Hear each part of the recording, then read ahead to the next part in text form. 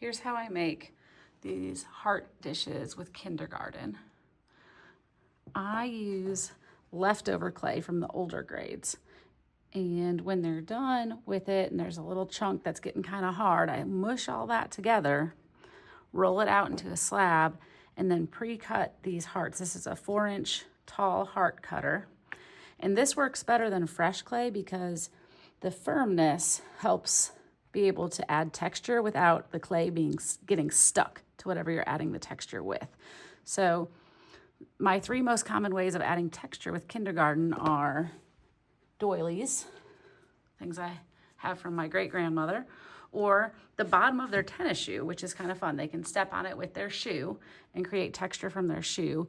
And then another way is to tell them to pick 3 stamps, or however many you want, out of a stamp basket and cover it with stamps. I tell them to overlap and fill the whole thing so nothing is smooth, that we're going for texture.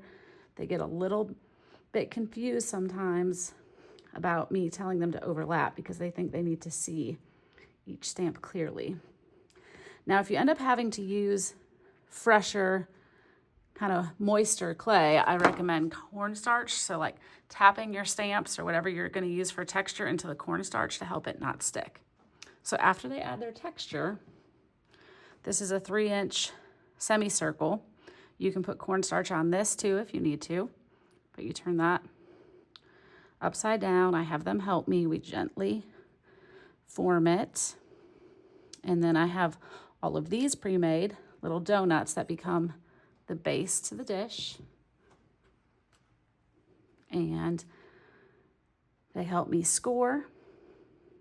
We mark where that's going to go, and we score here. And then I have them just get a little bit of water on their finger.